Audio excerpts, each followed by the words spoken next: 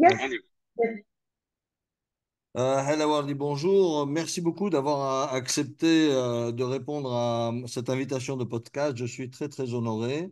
Et sans plus tarder, Merci, première Sylvie, question, moi aussi.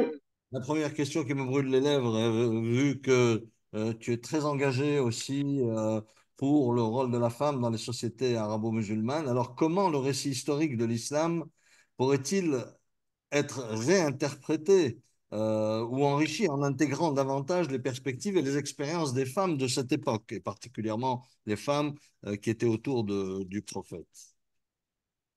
Merci, Slim, pour cette question qui correspond à l'un des choix stratégiques pour lesquels j'ai opté en commençant ce travail sur l'écriture de l'histoire des débuts de l'islam. En fait, l'un des éléments déclencheurs de mon travail sur cette période a été un constat très bête, très simple, c'est que quand j'ai regardé la succession des quatre premiers califes de l'islam, à savoir Abu Bakr, puis Omar, puis Othman, et enfin Ali, donc le calife dit bien guidé à Rashidun, j'ai constaté qu'en fait, bien sûr, hormis le fait que ces gens-là soient parmi les plus proches compagnons de Mohammed, j'ai constaté qu'en fait, ils sont attachés à lui à travers un lien féminin. Les deux premiers califes, Abu Bakr et Omar, sont ses beaux-pères, les pères de ses femmes, respectivement Aïcha et Hafsa, alors que les deux derniers califes, à savoir Othman et Ali, sont ses gendres, donc liés à lui à travers ses filles. Othman, qu'on surnomme The Nourain, l'homme aux deux lumières, parce qu'il a épousé deux filles du prophète successivement, hein, les craintes. Il les a épousées successivement, Ruqayya puis Kalfoum, et Ali, bien sûr, tout le monde le sait, était marié à sa fille Fatima. Donc, j'ai constaté qu'en fait, c'est comme si la légitimité du pouvoir passait par la médiation féminine, et cela m'a invité à revoir un peu toute l'histoire de l'islam à l'aune de cette influence de l'élément féminin, aussi bien sur le plan symbolique, puisqu'il confère la légitimité du pouvoir, que sur le plan politique, puisque les femmes du prophète ont joué un rôle politique, notamment Aïcha, et cela d'ailleurs s'est produit même au-delà de la mort de son mari. Tout le monde sait le rôle qu'elle a joué dans la grande guerre civile, la Fitna al-Kubra, la grande discorde, quand elle a pris quasiment les armes contre Ali. Et il y a aussi l'élément supplémentaire et dans lequel je revendique un tout petit peu d'originalité, c'est que j'ai euh, introduit l'influence psychologique de ces femmes sur la psychologie du personnage. Et l'élément le plus emblématique, à mon avis, dans cette perspective, c'est le rôle de sa première femme, Khadija bint Khuwaylid, qui est beaucoup plus âgée que lui, comme tu le sais.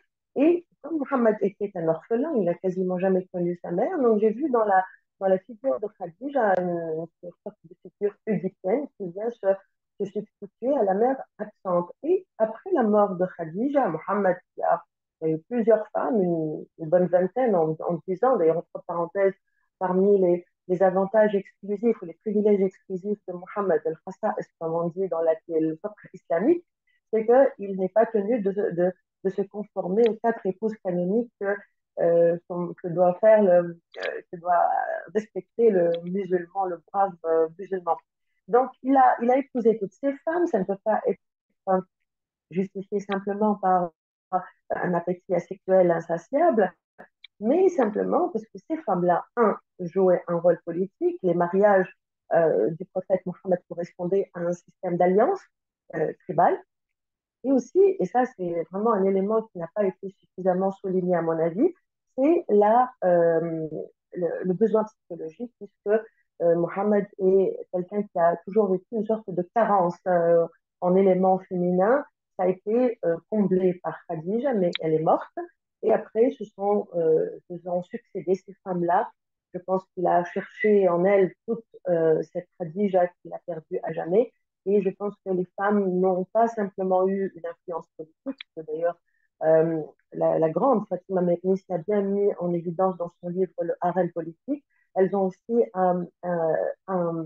introduit donc, cette influence psychologique car il n'on peut pas imaginer, euh, plutôt concevoir l'histoire de l'islam indépendamment de la personnalité du prophète de l'islam qui a marqué cette religion d'une empreinte indélébile. Et le Coran, d'ailleurs, est là pour en attester, puisque beaucoup de versets coraniques, comme tu le sais, se rapportent clairement à la vie privée du prophète, avec son mariage, avec Zaynab, la femme de son fils adoptif, et à cause d'elle, l'adoption a été interdite en islam. Tous ces versets, ces multiples versets où il y a une adresse directe aux femmes du prophète, aussi à cette ambiance tumultueuse de son harem. Donc, sur tous les niveaux, la femme était présente. Moi, j'essaye de le développer de manière systématique, de manière à justement porter cet éclairage que j'espère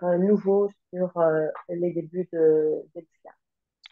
Non, merci, c'est extrêmement intéressant. Alors là, je voudrais t'interpeller sur la manière dont les différentes cultures au sein de la communauté musulmane, maintenant, là, c'est tellement étalé au niveau planétaire, comment ces différentes cultures ont influencé l'interprétation et la compréhension du Coran et des hadiths. Ah, c'est une grande, grande question, Céline. Elle mériterait à elle toute seule une thèse ou même une série de livres. Mais je vais essayer de répondre d'une manière synthétique Tout à fait. en rappelant un fait quand même assez éloquent. C'est que l'islam, quand il est sorti de l'Arabie, il s'est transformé en une religion d'empire. D'abord avec les Omeyyades, puis avec les Abbassides. Et ce qui est curieux, c'est que les deux grands empires, Omeyyades et Abbassides, ne se sont pas implantés en Arabie. Comme tu le sais, les Omeyyades ont eu pour capitale Damas et les Abbassides ont eu pour capitale euh, Bagdad. Alors que les deux dynasties sont issues de l'Arabie. Donc les deux clans, les Abbassides et les Omeyyades, sont des tribus de Quraysh, donc issus de la Mecque. On aurait pu imaginer facilement que ces deux dynasties auraient choisi les deux lieux saints de l'islam comme capitale, ce qui aurait été vraiment naturel. Or, il y a eu comme une greffe à l'extérieur de l'Arabie. Parce qu'en fait, l'empire islamique n'avait aucune chance de prospérer, de se stabiliser à l'intérieur de l'Arabie qui restait une société tribale. Société tribale qui ne reconnaît pas la notion d'idée centrale, d'ailleurs, d'État central. D'ailleurs, jusqu'à maintenant, l'Arabie saoudite, le pays porte le nom d'une famille, l'Arabie saoudite. C'est parce qu'on ne peut pas concevoir l'État en dehors de l'influence d'une tribu ou d'un clan. Et donc, du coup, l'islam a dû, disons, s'expatrier pour s'installer dans le Levant, en Syrie, puis en Irak, avant d'aller en Égypte, puis en Afrique du Nord, et d'être vraiment de se diffuser dans la planète entière. Et il a été en contact avec, d'abord, les autres religions monothéistes, notamment le christianisme, surtout avec les Omeyyades. Hein. Les Omeyyades se sont installés dans un pays qui était majoritairement chrétien. Un territoire byzantin. Et dans l'Irak, c'était plutôt l'héritage zoroastrien. Donc, au contact de ces deux principales croyances, l'islam a dû euh, se réajuster, redéfinir beaucoup de concepts. Le premier concept, à mon avis fondamental, c'est que l'islam a cessé d'être la religion de la fin des temps. Parce que dans beaucoup de versets coraniques, on annonce l'imminence de l'apocalypse. Et Mohammed était considéré comme Al-Bashir, qui est venu nous annoncer l'approche de la fin du monde.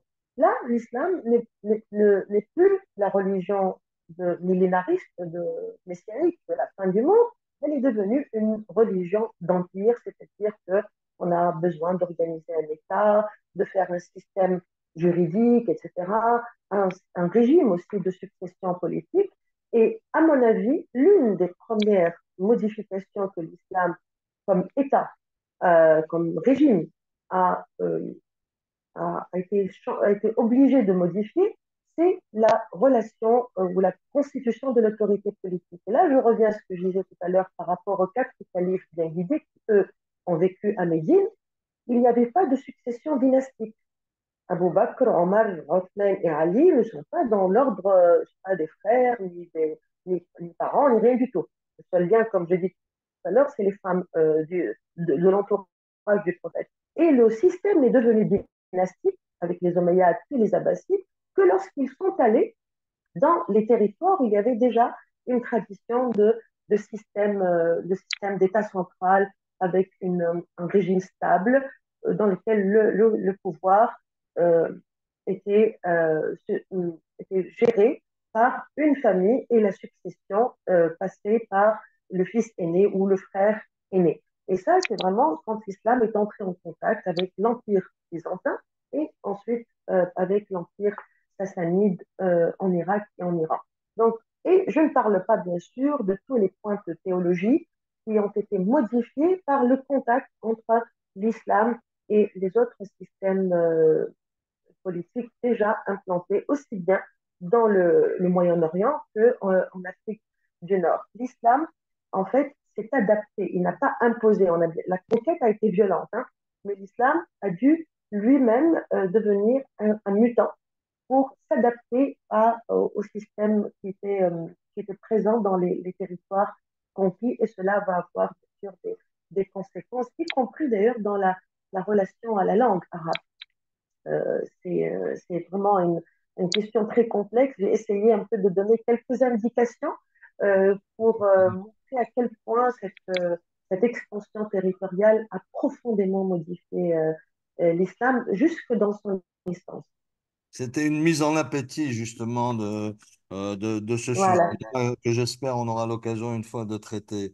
Alors, en quoi finalement les débuts de l'islam se distinguent-ils ou se rapprochent-ils, on va dire, des origines des grandes religions monothéistes comme le christianisme, le judaïsme, en termes de formation doctrinale et de développement communautaire?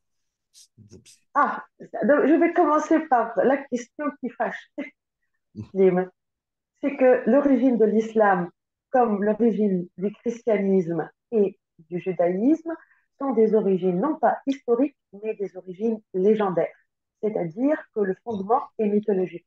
Ça, Oui. c'est une question fondamentale. Donc, parce qu'en fait, l'historicité de Moïse et l'historicité de Jésus sont discutées, parce que bien sûr, il y a l'éloignement chronologique, mais il y a aussi l'historicité de Mohammed, qui a été l'objet de grandes mises en question.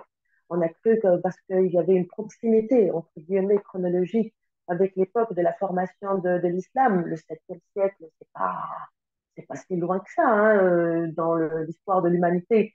Mohammed était le contemporain de l'empereur de Byzance, Héraclius.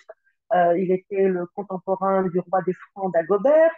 Donc, a priori, c'est un personnage dont l'historicité ne devait poser aucun problème. Or, il se trouve, et ça c'est un fait absolument hallucinant, vraiment hallucinant. Moi-même, je suis tombée à la renverse quand j'ai constaté ça. On n'a absolument aucun document, aucun vestige, rien du tout qui date de l'époque de la naissance de l'islam. Et Mohammed, il y a eu beaucoup de chercheurs qui sont allés jusqu'à des thèses négationnistes en disant que Mohammed n'a jamais existé. Donc déjà, avec ça, avec le christianisme et le judaïsme, l'islam en partage ces origines un peu obscures, parce il y a la légende qui est venue influencer l'écriture de l'histoire. Et avec l'histoire de l'islam, le phénomène a été amplifié puisque tous les textes que nous avons qui relatent les débuts de l'islam ont été écrits au moins un siècle et demi après les faits qu'ils racontent, ce qui met en doute évidemment leur grande crédibilité. Mais ce n'est pas cela seulement, la distance chronologique n'est pas le seul élément qui affaiblit la crédibilité de ces sources, c'est le fait que à l'époque, l'écriture de l'histoire était dictée par un besoin, celui de façonner une légende, créer le mythe de Mohammed. Et donc, du coup, la question de l'historicité est centrale pour les trois monothéisme. Le deuxième point, qui, à mon avis, rapproche l'islam du christianisme et du judaïsme, c'est qu'à la base, l'islam revendique cette filiation par rapport aux deux monothéismes qui l'ont précédé. Je rappelle, par exemple, je donne toujours des exemples concrets pour que ceux qui nous suivent réalisent à quel point cette proximité n'est pas simplement une théorie. Au début, Mohammed, quand il est arrivé à Médine, où il y avait des juifs, il a demandé à ses adeptes de prier en direction de Jérusalem, comme les juifs. Ce n'est qu'après qu'il a fait cette rotation pour que la prière se dirige vers la Mecque. Et ça, c'est une manœuvre politique que je vais expliquer dans mon prochain livre. Et pour ce qui est du christianisme, je rappelle aussi une anecdote très connue dans les débuts de l'islam. Le premier à avoir reconnu que Mohammed était un prophète, c'était Waraqa ibn Nawfal, le fameux Waraqa ibn Nawfal, le cousin de sa femme Khadija. Et qui est ce Waraqa ibn Nawfal, et ça, toutes les sources musulmanes le disent, c'était un chrétien. Donc, il y avait déjà à la base, je reviens toujours à des choses essentielles, à la base, il y avait cette connexion très forte entre l'islam et le christianisme et le judaïsme, à tel point que Mohammed a été tout de suite assimilé à une sorte de réformateur du judéo-christianisme. Et à la Kaaba, là aussi, les sources musulmanes le disent d'une manière assez étonnante. Quand Mohammed est entré après la conquête de la Mecque, quand il est entré dans la Kaaba, qu'est-ce qu'il a trouvé? Il n'a pas trouvé que les idoles des païens qu'il a détruits. Il a trouvé des icônes représentant la Vierge Marie et Jésus. Et ces icônes-là, il a demandé à ce qu'elles ne soient pas effacées. Ça veut dire que le culte de Marie et de Jésus était déjà présent à la Mecque à l'époque de Mohammed, avant même peut-être la naissance de l'islam, ce qui nous pousse à poser de grandes questions autour de l'originalité de l'islam. Est-ce que l'islam a été une nouvelle religion ou plutôt une tentative de réforme des religions monothéistes déjà existantes? Je n'ai pas la réponse, donc c'est inutile de me la poser la question.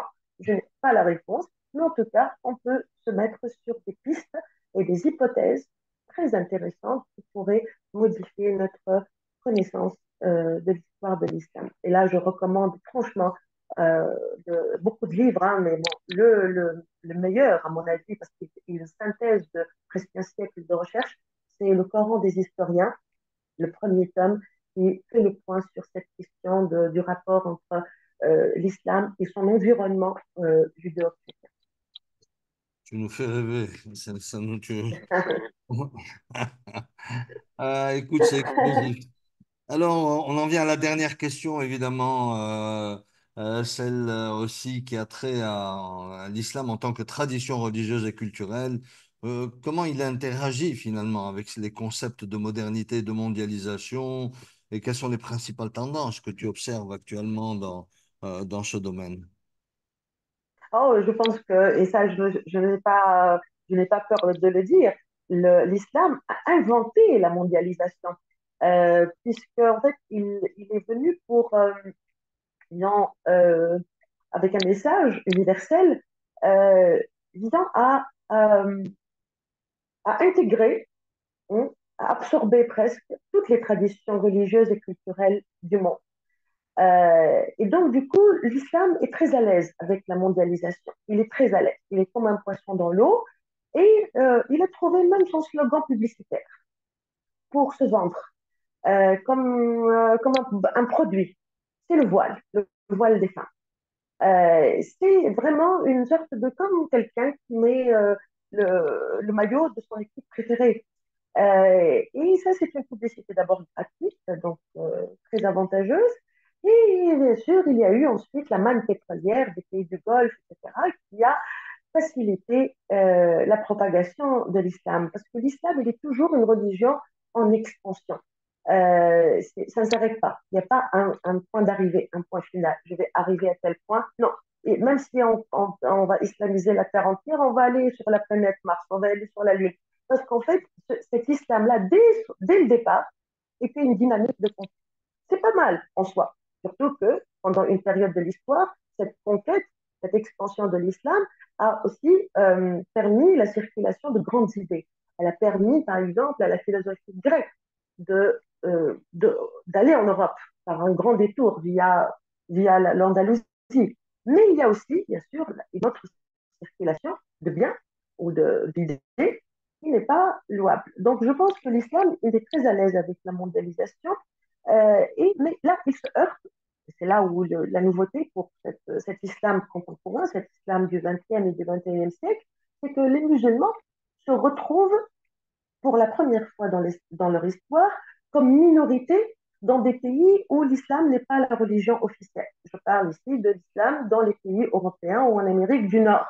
Donc, du coup, là, il a essayé il essaie maintenant de s'inventer, de se réinventer, de manière à ce qu'il soit encore dans la logique de la conquête. Et d'ailleurs, euh, les communautés musulmanes en Europe sont dans cette logique de conquête dans laquelle ils reproduisent un peu le schéma initial du prophète avec les immigrants. Parce que l'immigration a été l'un des piliers de la naissance de l'islam. C'est sans l'immigration, l'islam aurait disparu, hein, parce que Mohammed était tellement persécuté à la Mecque qu'il n'avait aucune chance de faire circuler son message. Donc maintenant, nous sommes pratiquement dans un rebours. Nous avons les musulmans en Europe, en Amérique du Nord, etc., sont en train de réactualiser ce schéma-là des immigrants qui vont porter l'islam ailleurs. Et c'est grâce à cette émigration de l'islam qu'il va grandir et qu'il va atteindre la terre entière. Et là, je pense que l'islam, euh, le troisième point très important aussi, se heurte aussi au fait qu'il entre en collision avec une autre forme de messianisme occidentale, la grande religion, la nouvelle religion, qui est la démocratie et les droits de l'homme. Et là, la collision est assez violente. Et je pense que l'islam n'en sortira pas indemne, parce que du côté de l'autre force, elle aussi, dans un but d'ethnocentrisme, le messianisme démocratique, droit de l'homiste, lui aussi, il a des moyens très, très forts.